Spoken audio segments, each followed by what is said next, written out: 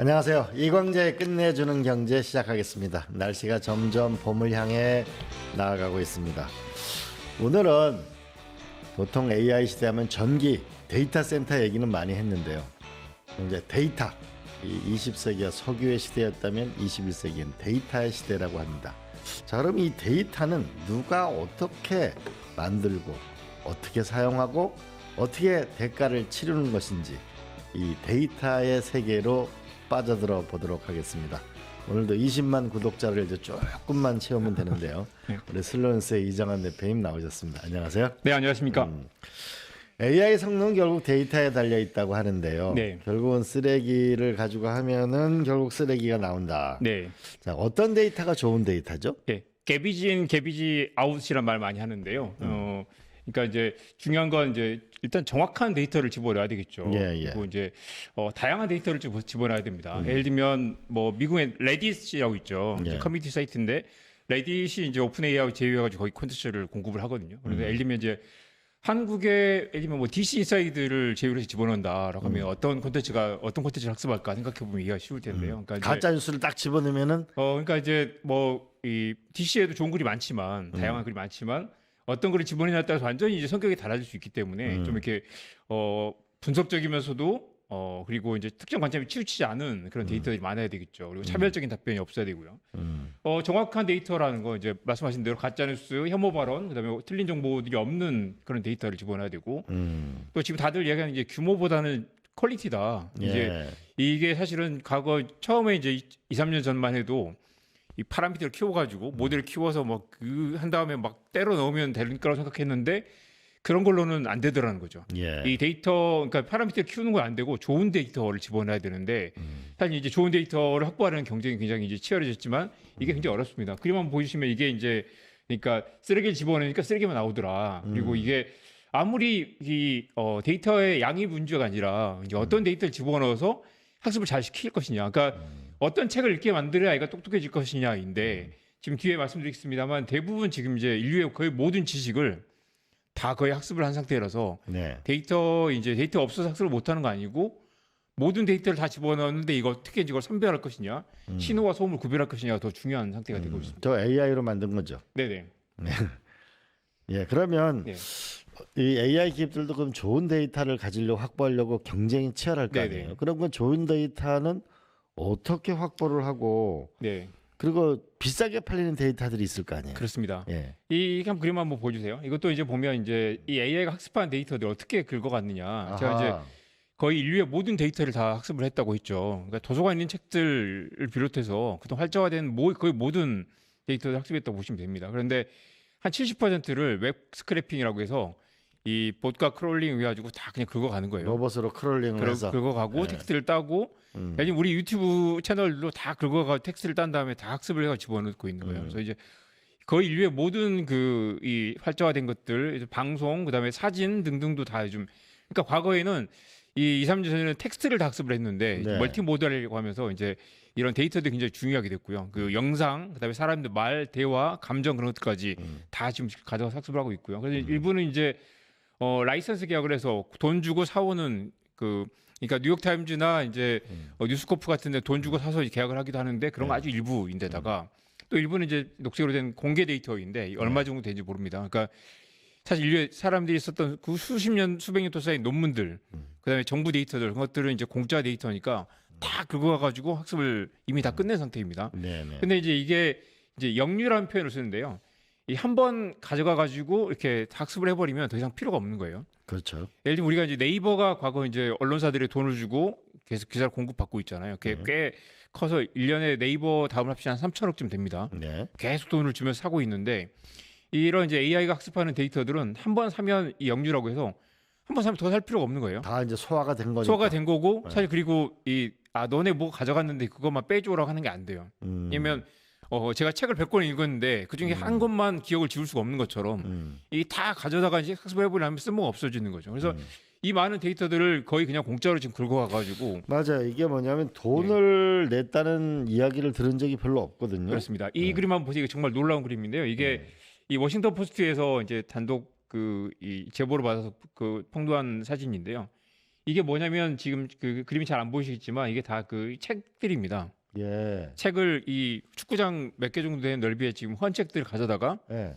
책을 가져서 이 책 등을 썰어내고요. 예. 그러면 이 다 낱장으로 종이가 될 거 아니에요. 그 네. 종이를 다 고속 스캐너에 돌려가지고 이 네. 수천만 권의 책을 한꺼번에 지금 그 스캔을 떠가지고 학습을 하고 있는 장면입니다. 근데 저기 다 돈을 줬어요? 그러니까 이게 헌책이니까 거의 헐값에 그냥 그 뭐 몇백 원 수준의 책을 수천만 권을 사가지고 학습을 했다는 거죠. 그런데 놀라운 건 이게 실제로 이걸 책을 학습하기도 했겠지만 이게 클로드인데요.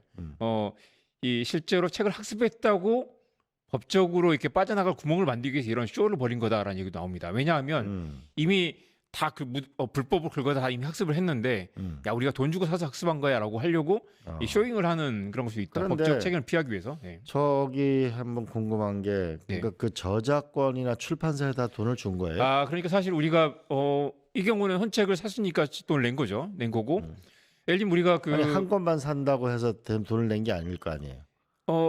저작권이 더 있을 거 아니에요? 그러니까 그게 이제 쟁점이 되는데 예. 내가 책을 사서 읽으면 아니면 책을 사서 내가 스캔을 떠가지고 컴퓨터에 저장해도 그걸 활용을 하면 그것까지는 공정 이용이라는 거죠. 공정 이용이라고 주장을 하고 있고 예. 만약에 내가 책을 썼다, 책을 끝내주는 경제라는 제목의 단행본을 썼는데 이걸 사람이 읽으라고 쓴 책이지 이걸 만약에 뭐 18,000원을 내고 컴퓨터 가져가가지고 이걸 AI 학습하라고 쓴 책이 아니다. 그렇죠. 그렇게 주장할 수 있지만 이미 책이라는 걸 내는 순간 퍼블릭하게 돈만 내면 누구나 볼 수 있게 된 거다라고 주장을 하고 있습니다. 그리고 예를 들면 뉴스토마토에 기사를 올렸다면 이건 유료 기사가 아니면 퍼블릭하게 오픈이 된 누구나 와서 접속만 하면 볼 수 있는 거죠.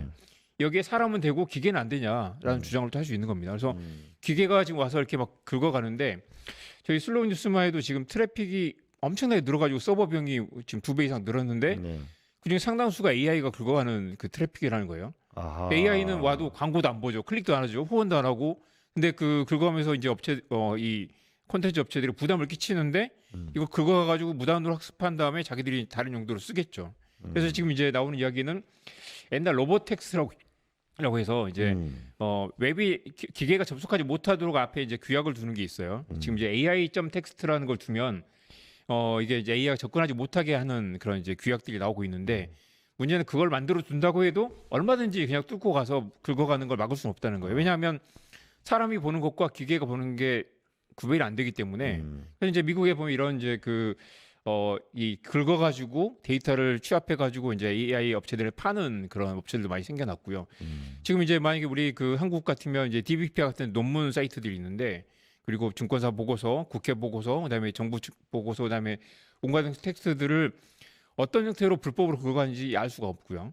지금 그리고 이제 일부는 이제 협상도 하고 있고, 예를 들면 뉴욕타임즈하고는 소송을 하고 있고, 월스트리트 저널과는 이제 연간 계약을 하고 있죠. 그래서 이제 그렇게 계약을 하고 있지만 이렇게 이거 보세요. 그래서 이제 레딧과는 1년에 6천만 달러 계약을 했고요. 뉴스코프하고는 이제 오픈 AI가 예. 2억 5천만 달러의 계약을 해서 이렇게 하고 있는데 이런 것들이 아주 일부일 뿐이고 나머지는 쇼잉으로 일부만 하고 있고 일부는 아까처럼 헌책 사가지고 우리가 이렇게 돈 주고 사서 학습하고 있어라고 하지만 불법으로 긁어가는 데이터들이 훨씬 더 많을 거라는 거죠. 실제로 보면은 대가를 제대로 치르지 않은 곳이 많다.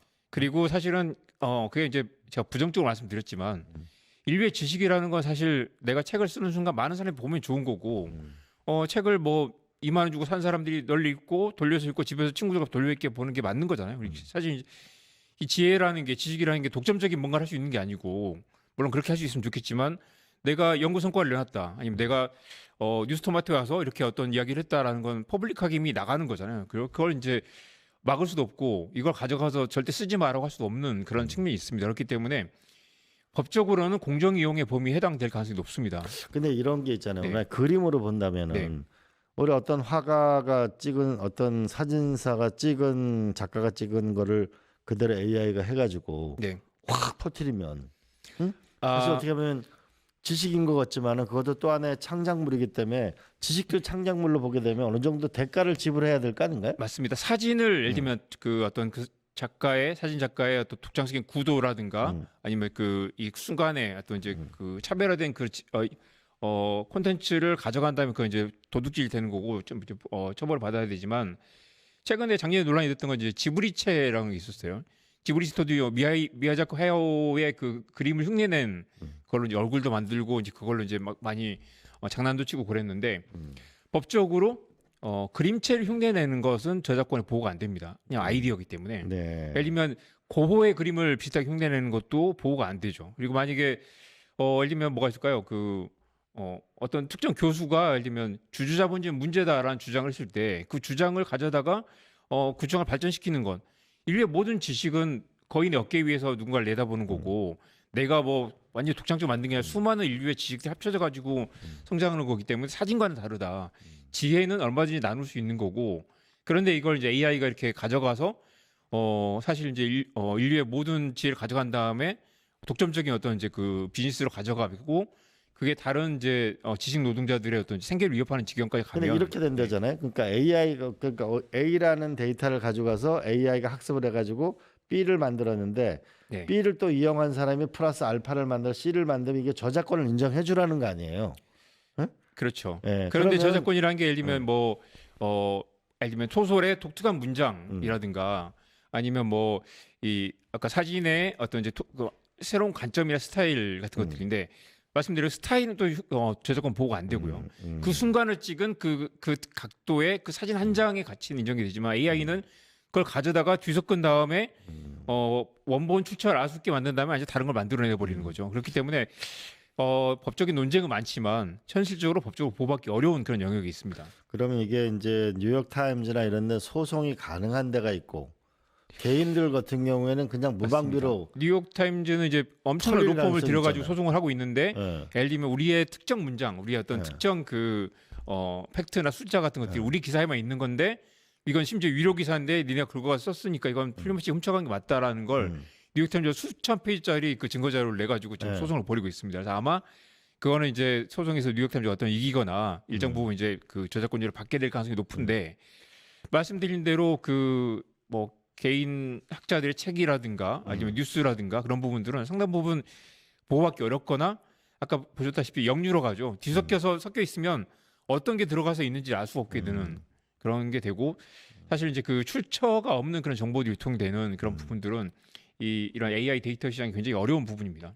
아, 그럼 결국 앞으로 우리가 A라는 사람이 만든 컨텐츠도 이것도 다 블록체인 기반의 자기 이건 내 거야 이렇게 표시를 해둬야 그래서 실제로 이제 그런 이야기들이 나중에 많이 나오죠. 그래야 이제 이제 거래에서 대가를 받아야 인간은 자기 노력한 만큼 살아갈 거 아니에요. 그건 대부분 지식 노동일 테니까. 네, 맞습니다. 그래서 그림 한번 보십시오. 그래서 이제 몇 가지 이야기들이 최근에 나오는 것들은 네.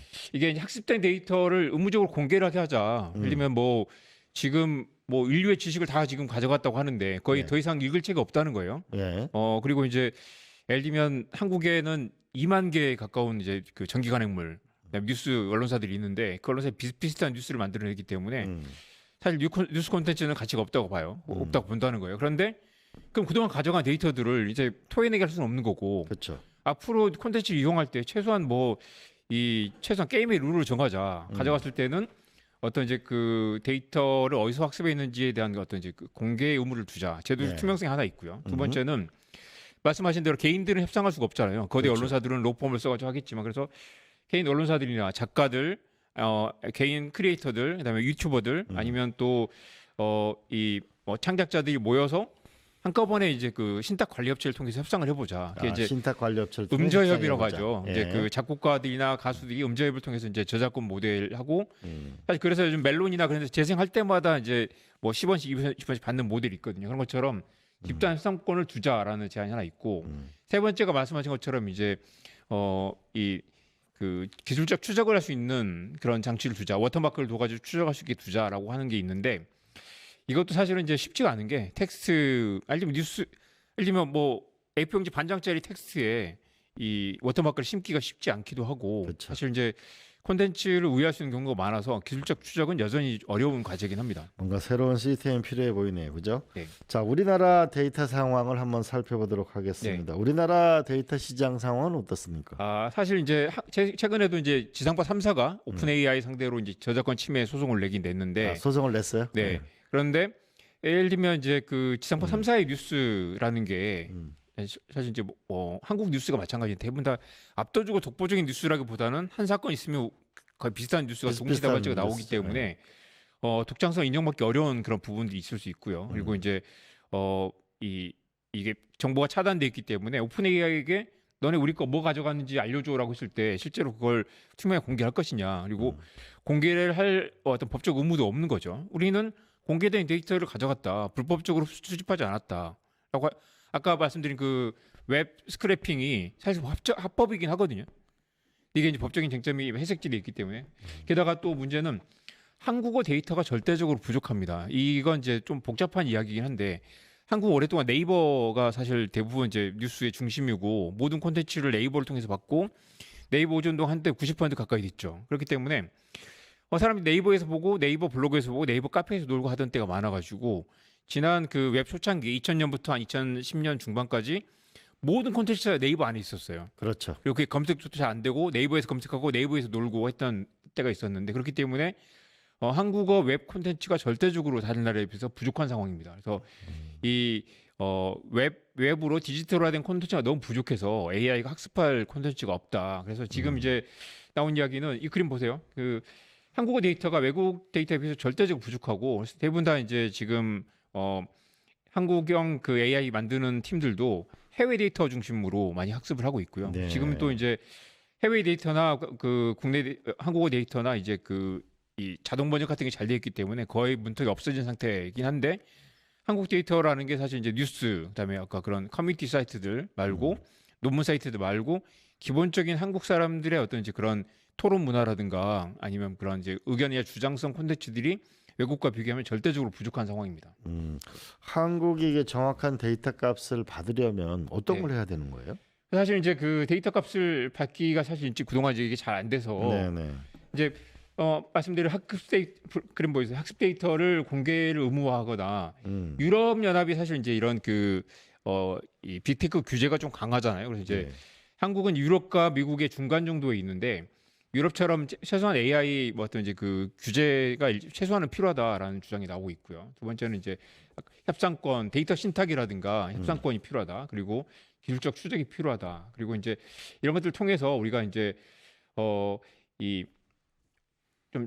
지금 이제 그 국가대표 그 AI 모델을 만들고 있잖아요. 이게 사실은 이제 어제 또 네이버가 하이퍼 클로바를 접는다고 또 발표를 했어요.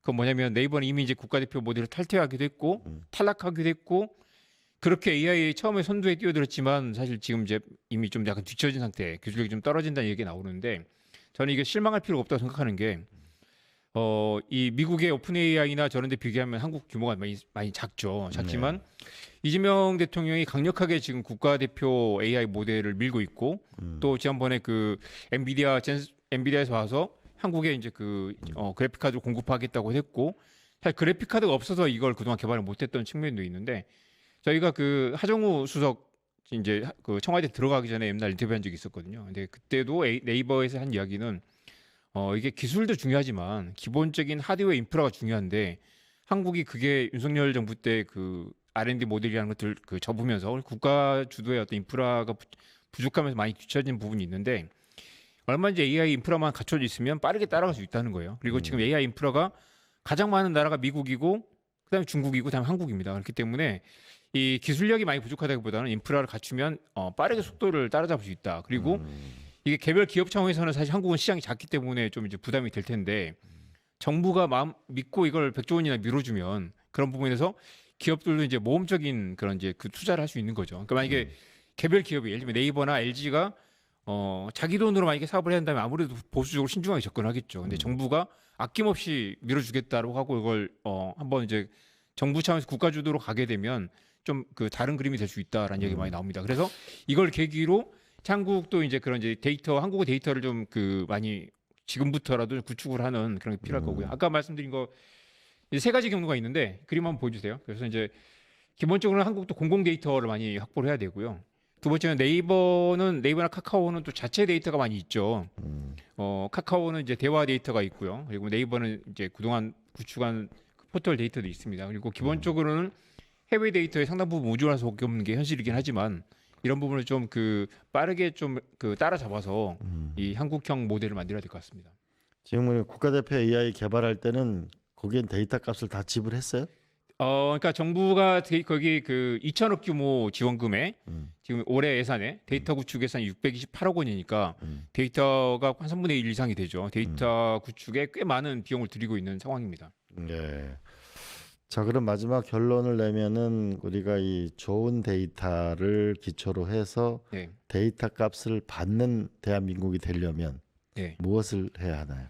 그러니까 이 그림 한번 보여주세요. 우리 이제 AI 데이터 얘기할 때 많이 나오는 그 그림인데요. 이제 처음에 보면 이제 여러 가지 강아지들 있잖아요. 강아지들인데 데이터를 잘못 학습하면 AI가 이게 뭐라고 리트리버인가요? 이런 강아지들이 많구나 한 다음에 학습이 잘못 들어가면 나중에 전혀 엉뚱한 결과가 나올 수 있다. 그러니까 좋은 데이터를 학습해야 되고 여기에 그 뛰어난 이제 모델을 같이 심어야 되는데 그렇기 때문에 이제 어떤 AI를 잘 집어넣느냐에 따라 잘못하면 모델이 붕괴되는 지경까지 갈 수도 있기 때문에 이렇게 정리해봤습니다. 그 좋은 데이터는 이런 이 네 가지 정도에 있는 것 같아요. 장기적인 일관성이 있어야 되고 지속적인 학습을 할 수 있어야 되고 이게 또 현실 세계에 연결되는 모델이 있어야 되고요. 그래서 이제 에이전트 모델로 가는데 마지막 하나로 말씀드리면 최근에 이제 현대차가 피지컬 AI 쪽에 굉장히 그 두각을 나타내고 있는데 그것도 사실 데이터로 봐야 됩니다. 뭐냐면 이 구글이나 이제 현대차의 이제 피지컬 AI가 잘 나갈 거라고 보는 건 현대차는 실제 작업장의 데이터가 있잖아요. 나사를 조이고 이렇게 각도를 맞춰가지고 뭐 도장을 하고 사람이 하는 그런 모든 작업들을 옆에서 AI가 보고 사람의 이 움직임 변수들, 돌발 상황들을 학습할 수 있는 이 실질 세계, 그게 세계 월드 모델이라고 하는 건데 현실 세계 모델을 학습할 수 있는 그 데이터를 구할 수 있는 데가 현대차 생산 라인이라는 거죠. 이제 그런 데이터들이 옛날에는 책과 텍스트에서 영상으로 그다음에 뭐 동영상으로 음악으로 가다가 지금 이제 물리 세계의 데이터들을 어떻게 빨리 학습할 거냐라는 것도 가고 있기 때문에 그런 부분은 또 제일 잘하는 데가 또 한국이라고 하죠. 그래서 여전히 가능성이 많다고 볼 수 있습니다. 네, 알겠습니다. 제가 국회의원 시절에 디지털 집현전을 만드는 노력을 많이 했는데 쉽게 얘기하면은 우리나라 학교 교실에서 쓸 때 EBS나 KBS나 모든 동영상이나 이런 자료들을 쉽게 편집해서 선생님이 아이들이 가르칠 수 있도록 하자라고 했는데 이게 다 저작권 문제가 있더라고요. 몇십 초 이상 계속 방영이 되면 다 저작권에 걸리거든요. 이 문제를 풀어줘야 학교 현장에서 다양한 온라인 학습자를 만들 수 있거든요. 마찬가지로 우리나라도 양질의 데이터를 빨리 국가가 전 부처적으로 만드는 거, 그것을 기초로 해서 좋은 데이터를 가지고 학습하고 또 그래야 좋은 값을 받는 그런 대한민국이 되지 않을까요? 그러니까 정부가 나서서 할 수 있는 건 이제 AI의 그 영리적 목적과 공공이익을 결합해서 사실 국가 주도로 어떤 새로운 인프라와 새로운 판을 생태계를 만드는 그런 전략이 필요할 텐데 다행히도 이재명 정부가 그 부분에서는 그 방향을 잘 잡고 있는 것 같고요. 그리고 사실 한국이 AI G3가 될 수 있는 중요한 기회이기 때문에 이 기회를 놓치면 안 될 것 같습니다. 네. 데이터를 생산하는 사람에게도 권리가 있고 그에게도 정당한 대가가 주어지는 그런 새로운 세상이 만들어졌으면 좋겠습니다. 슬로우스의 이정환 대표님 고맙습니다. 감사합니다. 저는 잠시 광고 보시고 다시 찾아뵙도록 하겠습니다. 증권홍합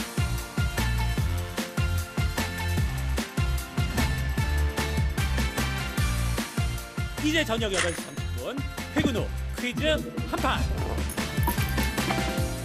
혼자 하지 마세요. 같이 해요.